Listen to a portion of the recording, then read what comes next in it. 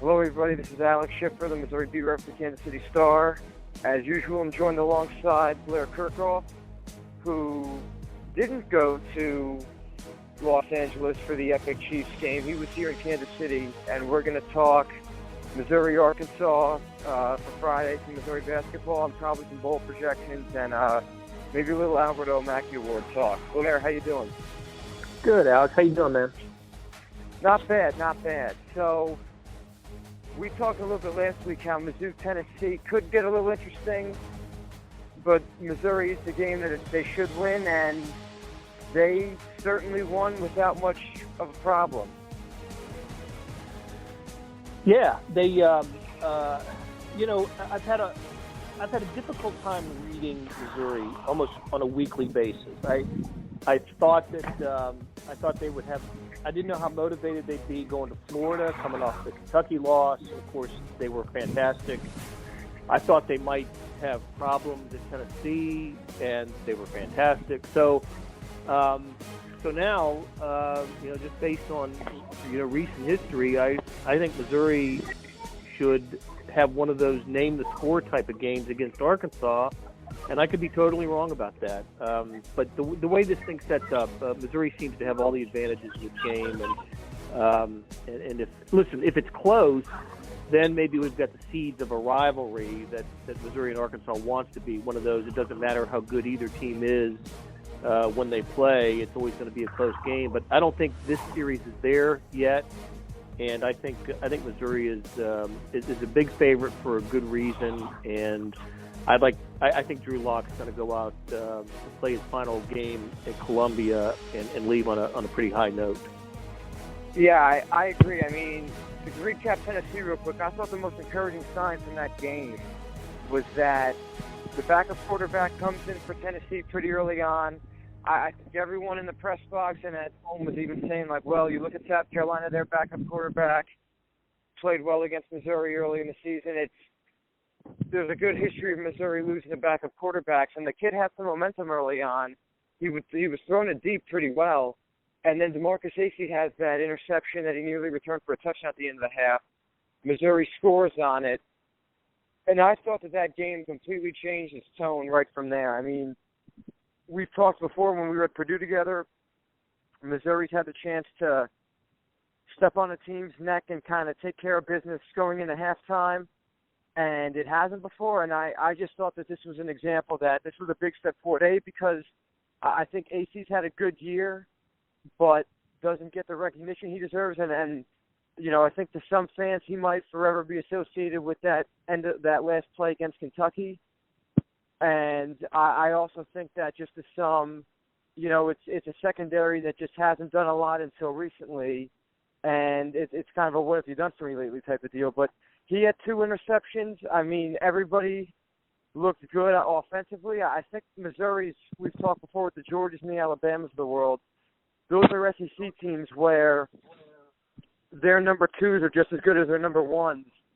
And Dom Jacinto, the pride of Rayton, got into the end zone. And I just thought on offense, Missouri definitely showed that they have depth that people don't realize. Cam Scott had another big catch in that even though Emmanuel Hall is graduating, Kendall Plant and some other guys, they are building something to where they're reloading in a sense. So I thought there were a lot of encouraging signs to come out of it.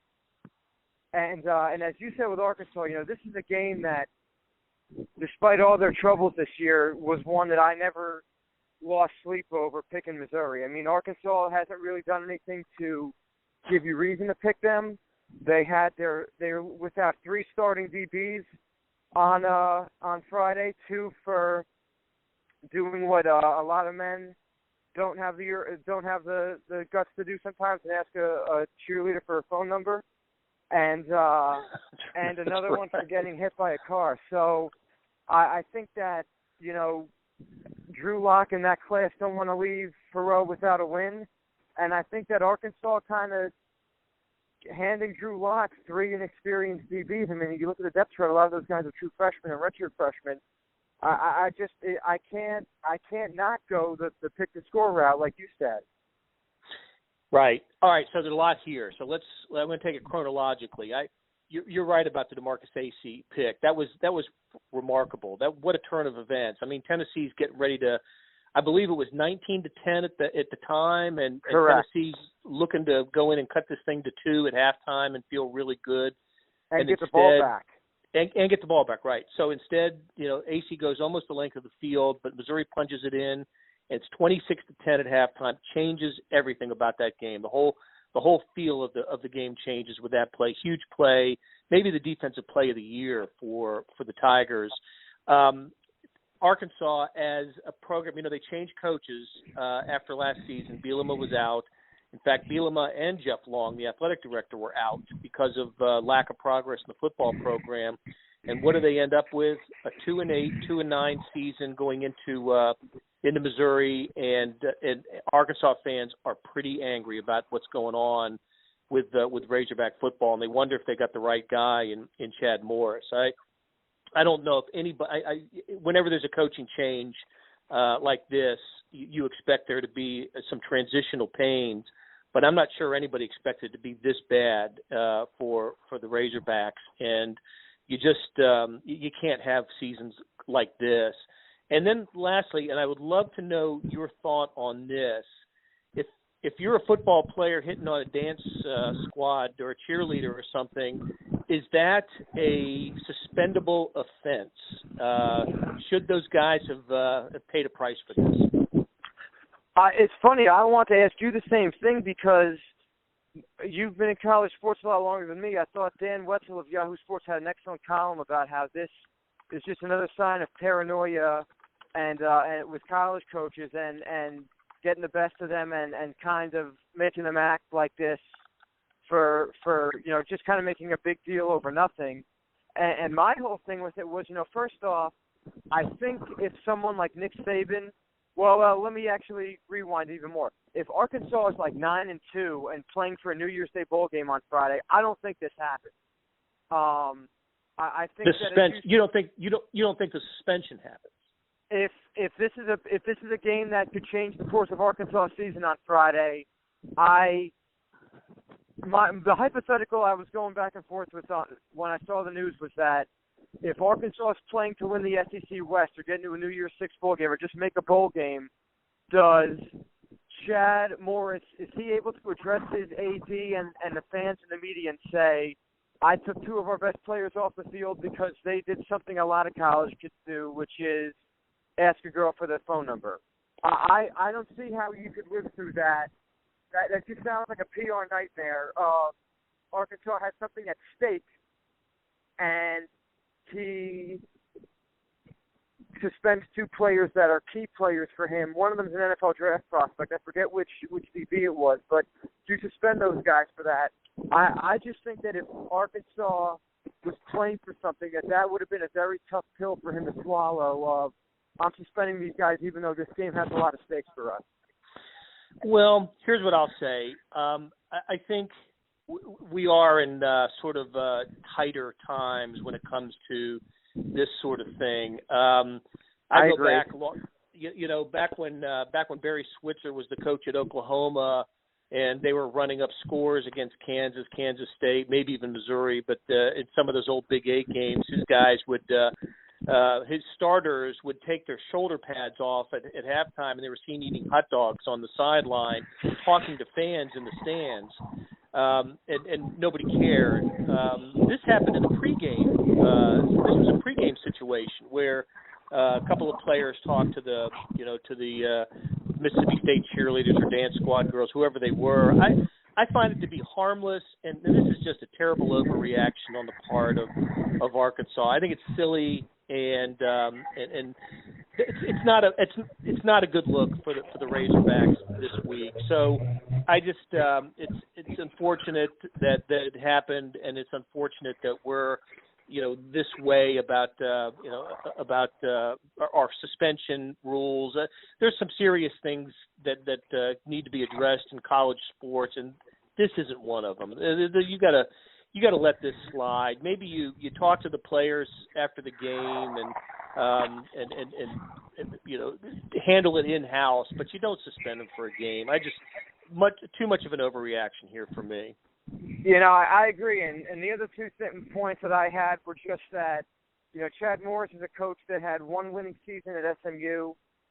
He won a winning season in his career. It's not like he's been a guy that has this amazing track record and everything. So I just think that it was something that he could have avoided from getting in the news, and he should have. And, it's not like he's this guy with a ton of credibility and a track record and whatnot. And I guess my other point, just to kind of go to yours, I agree that the climate has changed in some of that stuff. I just think opposing coaches recruiting players Chad Morris wants are going to have a field day with this. I would like to be a fly on the wall for a kid whose top two is maybe Arkansas and, I don't know, let's just say University of Houston, because it's the first school that comes to mind, and Major Applewhite saying, you're looking at Arkansas, you're not going to be able to try to get a girlfriend without missing some games or something. I'm sure I would have loved to have asked someone like Mike Leach about this, because I bet he would have given a hilarious response. Oh my gosh! That would have dominated his press conference if he was asked about this. Absolutely. Yeah. Hey, let me ask you: Is Alberto going to play this weekend? It's a good question. Barry said he'd be limited. I tend to think that he's out until the bowl game just as a precaution. My whole thing is if you have to play him, this is a game where you don't have to play him. I mean, to win, and they have Daniel Parker now. They have some depth there. Kendall Blanton being a senior, you probably want to get him some throws, maybe try to get him a touchdown. I think that if you can avoid using him and save him for the bowl game, that's the best case scenario. I was going to ask you about him because, him being a finalist for the Mackey Award is tremendous. And, I don't think he's had as many of the eye-popping numbers he did last season just from the touchdown perspective, but he still has shown, to be a touchdown machine and everything. I'm just curious, what do you think of his chances? And because it'd be excellent for Barry's program, and also just, do you think not playing these last couple of games hurt him, or given that he's in the top three and still leading in certain categories for his position, he's playing with house money right now just to be a finalist? Yeah, he is. I agree. I think it's going to be tough. I'm trying to find out the Stanford guy. Let's see, Stanford, then Pinkney of Vandy, and then Alberto were the finalists. Yeah, this thing usually ends up going to the player with the best numbers, overall numbers, receiving touchdowns, and not playing obviously is going to have an impact on Alberto. But I'll tell you what, these individual awards there's one for every position in college football, and Missouri's had a few of them over the years. They didn't Martin Rucker win the Mackey once? Kaufman maybe. Won. I know Kaufman won it. I think Rucker was a finalist, I want to say. Okay. So there's a heritage of tight end award winners at Mizzou, and it is. It's neat to win these things, and it gives the school a profile on the awards night on usually it's on a Thursday night before the Heisman. It's cool to see your guy and your coach on TV. So there's some cachet in having these individual award winners, and it's good. I think it's ultimately good for recruiting as well. And if he's not going to win to be a finalist, very good for him. That means he'll get talked about between now and then. Not playing on Friday will have an impact on his on chances to win, because if he was on the field and he catches a ball, that's Alberto, the John Mackey Award finalist. Every time he catches it. So, and it's a national TV exposure for the Tigers on Friday as well. It would have been a good opportunity for him. He may not get it, and that won't help. That won't help his chances to win the award. I agree. I'm just curious. Let's talk bowl projections real quick. I think we're both assuming Missouri to win this game handedly. They go into the championship weekend at 8-4, and obviously there's a domino effect here. But most projections right now have them either in Nashville for Music City. Some of them have them in Jacksonville for the Gator Bowl. A couple can see them sneaking into the Outback Bowl in Tampa. There's one or two here or there that have them at the Belk or the Liberty. I lean to you with this stuff, but you've been a good mentor. I've been kind of using some of your cachets with other people when I've been doing my radio spots on this. As you said, as you've taught me, bowl games are a business, and I just can't see Missouri going to ACC country in the Belk Bowl. I think if they're going to put a team there, South Carolina makes a ton of sense there. I think Missouri's too good for the Liberty Bowl with 8 wins. I think that's traditionally a 7-win team that goes there. And I think that in terms of Missouri selling out its ticket allotment and getting a good matchup, I think the Music City is the one that has all of the bells and whistles for that. I mean, there's a very strong alumni contingent in Nashville for Mizzou, and it's very drivable for fans. And fans have showed up for Missouri NCAA tournament game last year against Florida State for that. Vanderbilt's always been a popular road trip destination for fans. So my summary is that if you get Music City, I think you're very happy if you're Jim Sturk and Barry Odom. But given that this team was so close to being a 10-win team with the 2 plays against Carolina and Kentucky, if you could go to a Gator Bowl or a New Year's Day Bowl like Outback, you're really only finishing a little beneath what in a perfect world things should have shaken out to be, which would have been them in a New Year's Six or Capital One or right outside that. So I think that Music City is a good, safe, one to fall back on. But if you can make a push for the Gator or the Outback, you should definitely try to get one of those two. I'm curious for your thoughts on my analysis. Well, you're right. I think you're on the right track here. The conference office is in constant communications with the bowls at this point, and has been for weeks. And every Sunday there are meetings in the offices of the SEC and in each of the bowl games, and they've got the big whiteboard up, and they're writing down their teams and their candidates, and they're also trying to figure out what other bowl games do, because contrary to popular opinion, these guys are they compete against each other as well. They don't always communicate on who's you take this team, we'll take you scratch my back, I'll scratch yours. Every bowl wants to get the best matchup because they're looking to sell tickets. They're looking to be popular in their community.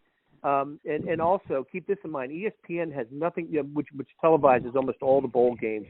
They have very little or nothing to do with the matchups. It's all about the bowls needing to sell tickets in their community and create the most attractive matchup they can find. So, given that, I think you're right about Missouri. I think they're going to fall just short of the New Year's Day. There's certainly not going to be the New Year's Six, but the New Year's Day games that SEC has contracts with. You mentioned the Capital One.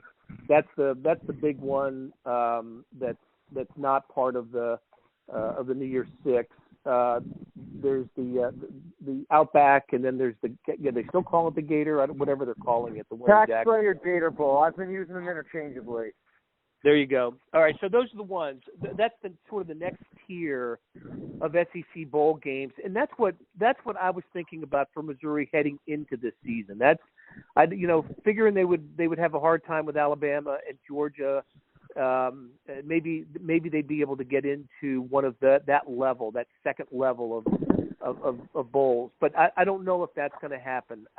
If I'm a bowl guy looking at Missouri and I see that they're 8-4, which is within a game of being a really nice 9-3, and they've got a quarterback like Drew Lock, and I figure I'm never going to get Missouri again, or this is just a sort of a once in a decade deal. And I've had, let's say, an Auburn in my bowl 3 of the last 7 years.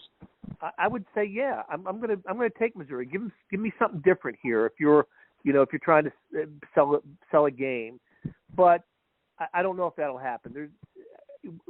It would be great for Missouri if it did. I don't know if it will. Historically, Missouri has ended up in kind of bowl games that they have deserved by record, or even been snubbed by bowls for teams below them record-wise having jumped over them. That's happened in their Big 12 history. So I think you've got it right when you look at the level below that December 31st, January 1st level, and that is the Belk, the Music City, the Liberty. the Music City to me would be the most desirable of that for a Missouri fan because of the proximity, the prestige. It's just a good game in a good stadium. They play in the Titan Stadium. It's in a city that's a destination city. Memphis isn't a bad place to be, but that's a little bit lower on the pecking order. And I don't know if Missouri wants to go all the way to Charlotte, North Carolina to play an ACC team, although it might end up that way. So I think you've got it right. It is a business, and everybody's out to do what's best for their bowl game and their city. And schools need advocates. They need advocates in their department that are promoting their school to bowl games. That's how Missouri lost out on the Orange Bowl back in after the 07 season when they had beaten Kansas at Arrowhead Stadium, and Kansas ended up going to the Orange and Missouri to the Cotton because Kansas lobbied harder and promised more ticket sales for the Orange Bowl. So you got to have bowl advocates, and I suspect Missouri is trying to do its best to get in the best and most favorable position that it can. Hey, it's Blair Kerkhoff, and if you're listening to this, you love Kansas City sports, whether it's the Chiefs, Royals, Sporting, Mizzou, KU, or K-State. And no one covers these teams like the Kansas City Star. If you currently subscribe to the paper or have a digital subscription, thank you for your support. And if you don't, here's a great offer. It's called Sports Pass, unlimited digital access to every sports story and video on kansascity.com. And it's just $30 for the first year. It's the best sports value in town, just 8 cents a day or $2.50 a month. You can't beat that. Subscribe now at kansascity.com/sportspass. The only other thing I'd throw in that I was reading from the Book of Blair is that both of those, the Outback and the Gator Bowl are both in cities that have NFL teams that have looked at Drew Lock as a quarterback.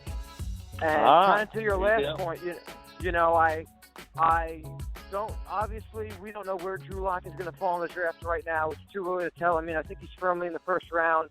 The mock drafts have him all over the board, but, the Jaguars have been talked about a lot just because of the development of Blake Bortles and because of Jameis Winston's issues in Tampa Bay, that both teams were at the Florida game and have been talked about as teams that could press the reset button under center because of their current issues there. So I agree with what you said. I think the things that could help push Missouri into those Outback or Gator Bowl is that, as you said, have we had the other teams in question or the other options, X amount of times the last couple of years, and one, so we could jazz it up with Missouri, but also we could potentially sell the local fan base on, come see a kid that might be playing for you soon. So I think that those are the two little, dark horse factors that could maybe, throw a wrench in all of this, is that can the local market look at Drew Lock as a future member of their NFL team and say, you know what, there's enough here plus that to maybe sell tickets for that.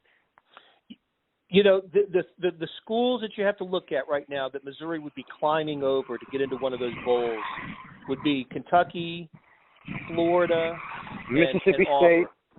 And Mississippi State and Auburn. Those are the schools that, at least right now in the projections of the pecking order, we're not talking about Alabama, Georgia, or LSU. We're talking about the next level.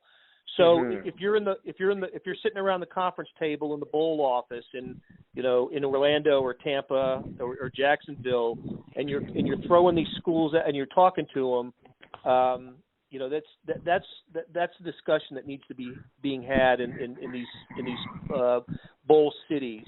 And I'll be curious to see if what bowl scouts are at the Missouri game on Friday. Always a little bit of a clue, and it's always fun. These guys like talking.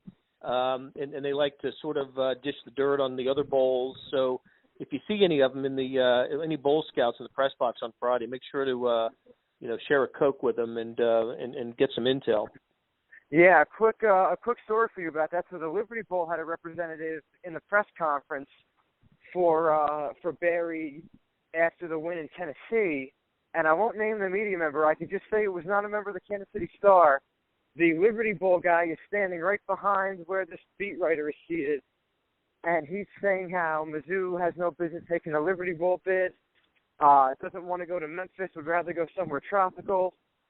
The Liberty Bowl's been wanting Mizzou for years, and it's another year that's not going to happen.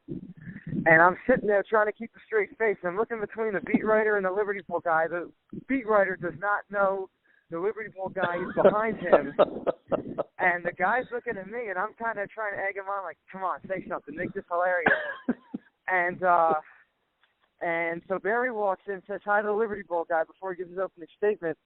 Said beat writer looks at the Liberty Bowl guy and then quickly looks away and changes a different color before Barry opened his statement. So I thought the whole thing was hilarious that said person was trashing the Liberty Bowl, and the guy was a gentleman and bit his tongue. He could have spoken up and let him know that his presence was there, but he was the bigger person, so credit to him. Well, that little story will go back to Memphis and be discussed at the among the whatever colored jackets that particular, I think it's blue maybe, whatever jackets they wear. That group in Liberty, that story will be told that their game was being trashed by a Missouri media Tigers beat guy in the press conference. So they pick up on all that stuff. I mean, it's an important business. These bowl games are big business for the communities. They're important businesses. There's a big charitable component to it. These kids, the teams visit the hospitals, and they're important. The Liberty Bowl is very important to Memphis, and Music City very important to Nashville. So that's why they send these guys on the road for about 5 or 6 weeks of the season to talk to kind of get a feel for the fan base and to get a temperature of the team. The games are meaningless. We can have a discussion about that in the future. In fact, let's make that a podcast before Missouri plays in a bowl, just how meaningless these bowls are. But for the cities that they play in, they're very important. I agree. I'll be sure to report back as to who's in the press box on Friday. Let's talk a little basketball. I don't know if you have a Flow Hoops account, but going into the Paradise Jam tournament, I kind of said if Missouri goes 2-1 and still finds a way to play Kansas State, kind of see where they're at against a team of that caliber, and maybe hang with them a little bit, I say I would call it a good trip for Conzo Martin. Another quick story from the weekend for you. So I leave out of Columbia. I got a great deal out of a flight out of Columbia to go to Knoxville. At 6 a.m., I take off from Columbia, get to Chicago. Should be a 1-hour layover. Plane's delayed for 3 hours from a maintenance issue. I was originally supposed to land in Knoxville around noon. I thought it was great. I'd see some friends and be able to settle down and watch the whole Kennesaw State game. Flight's delayed 3 hours. We get in the plane. We get on the runway, and the guy comes over the speaker, and for the first time in my life this ever happened, the guy says, "Hey, I know we just had a 3-hour maintenance delay. One of our generators is now not working. We have to go back to the gate and get another repair." So at that point, I was just ready to see if a fall from the plane to the tarmac would kill me, which obviously it wouldn't. So anyway, I ended up getting into Knoxville late, and I didn't get to really see the Kennesaw State game until there was probably about 5 minutes left or less. But it was such a close game for Missouri, I just thought, man, if they even make it to Sunday, that's an astonishment just in terms of turnaround. Those tournaments are one game a day, very quick scout for your from your first game, your second, your third. And then they come out on Saturday or Sunday and look great against Oregon State. Oregon State has been down a bit in recent years. The Tinkles kind of went the Michael Porter route and hired Stephen Thompson Sr. to get his two sons. Tinkle's son's pretty good.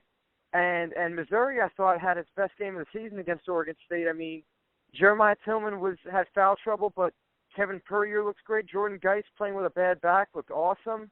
They got some stuff out of the freshmen. And then on Monday against Kansas State, I'm watching, and they hung with them for most of the first half. I admit I didn't get to watch a lot of Kansas State last year, especially when they had Dean Wade, because that was when it was conference tournament time, and all three of our local teams were in the NCAA tournament, so we were all worrying about our own respective regions and brackets and everything. And then Dean Wade just started putting on a show, and Missouri made it interesting in the second half, got within 10 or 9, but never a two-possession game. And I thought, given all things considered, that it's a good weekend for Missouri. I mean, Kansas State's a very elite team, especially when Dean Wade is hot. And they have a ton of other weapons on the team. They really space the floor so well is my main takeaway with Kansas State. But I thought, all things considered, given the way it started, I think Conzo Martin's probably having a good Thanksgiving, given how his team played from Friday to Monday. Yeah, a couple thoughts. First of all, if you're going to go 2-1 in one of these tournaments, that's the 2-1 you want. You don't want to lose the first one and then play other teams that have lost, because then you're playing, lesser teams that don't help your, that don't help your strength of schedule, your power rating, and all that. So they won, and then the Oregon. You're right. The Oregon State victory was the obviously their best one of the season so far, and a good one to get. And then they run into a Kansas State team that deserves its top 15 ranking. And Dean Wade, I don't know if he's the best player in the Big 12, but he's an all Big 12 player in a year that there's some good individuals in the conference. So no shame in losing to K-State in the championship game. I think the other two other takeaways from the tournament is, I hope Missouri is never in a tournament again where the games aren't televised. What a joke. How do you what would I know it was Monday night and you had Monday Night Football here. I'm not sure what kind of rating it would have gotten, but love to have had the option to see that game, Kansas State, Missouri in Kansas City. I think it would have been pretty popular. But the most important takeaway was, for me, Jordan Geist. I wasn't sure about him going into the year. I just didn't know what Missouri had with him based on what I saw last year. And I think if he didn't make the all-tournament team, then that was a big mistake. I don't know who was on the all-tournament team or anything, but he took another step in his development and his progress, and I have more confidence in him at his position than I ever have. And I'm thinking Missouri could be okay with him. There's still some shortcomings in his game, but I saw a leader in these three games, and I think Missouri and Conzo Martin are going to lean on him even more after seeing how he delivered in the Virgin Islands. I agree completely. Back to the TV point, we were all talking in the press box at Tennessee how, a longtime Mizzou athletic staffer who I'll conceal for the sake of this story had said how, when Frank Hayes was at Missouri, he had told the administration he wanted to play a game in Madison Square Garden every single year, whether it was the Jimmy V, the 2K Classic, some kind of neutral site game with a local opponent like a St. John's, but he wanted to play in the Garden every year because it would be great for the program in terms of recruiting and branding and all that stuff. And also, you would never not be denied national television for a college game in the Garden. And how even though he had his issues there with the NCAA stuff from Miami and whatnot, the one thing he got right was he understood how to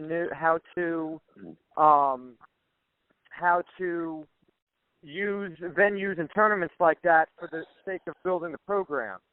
And I don't know if the Terror was something that Conzo agreed to or that was still under the Kim Anderson deal, but I agree. I think that this was a big missed opportunity given that the local ties, Conzo was coached by Bruce Weaver at Purdue as an assistant, two local teams, and, I think there was a lot of buzz, even though the Chiefs dominated Monday night, that there was some buzz about how, an old school Big 12 matchup, an old friend for Conzo, and just Missouri looked so good against Oregon State. Let's see what they could give him. So I agree that the biggest revelation was Geist. I think that now him and Kevin Purrier, your two go-to scorers. I think Jeremiah Tillman, it's the weekend in the opposite direction. I mean, is he ever going to get the foul trouble figured out? He had that great game against Central Arkansas, 16-5. Everyone thought he figured it out. And then he's never really been the same since. And he played a lot against Iowa State, but he didn't have a lot of touches. And it's just a curious deal about what's it going to take to kind of unlock his potential and keep him in a game and also keep him offensively aggressive. So, they're off this week. They play Temple next Tuesday, which I'm very much looking forward to. Fran Dunphy, I'm a big fan of. He recruited my high school a lot. Claire DeCozy, who was my classmate a year older than me, was an 1,000-point scorer for them. And quick backstory for you. I was doing a story on Quentin after he had signed with Temple, and I wanted a quote from Dunphy. And this is before I knew that SIDs were a thing and that there was a way you had to go about things. I just found his emails and his telephone on the directory, and I called him, and I left a message for him and some of his assistants in case I couldn't get him in his emails. And they all got back to me, and they've all been very nice to me ever since. So it's his last year at Temple. He teaches a class there, which I always thought was cool too. You don't see, how many college basketball coaches Division I also teach on campus. Right. And it's not even I think it's a restaurant class, something like that, because he used to own restaurants or something. But I just think that he's such a cool throwback, and just a different breed of coach than what you usually see in today's game. And they have a decent team, too, so I think that this is another good test for Missouri to kind of see what they learned from playing Kansas State. And maybe they get KJ Santos back by that point. We can see what he can do. Yep. Hey, 5-1. They've had beat Georgia, and Cal, a couple of good wins for Temple so far. So, yeah, that's one of the better non-conference opponents for Missouri this year. I'll definitely look forward to this one. Awesome. The Chiefs are off this week, so I guess, we already said how Missouri should handily beat Arkansas. So give me for Thanksgiving, give me a score prediction and a go-to on the dinner table for Thanksgiving.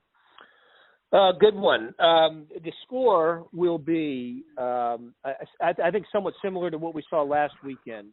So I'm going to go, how about 49-17,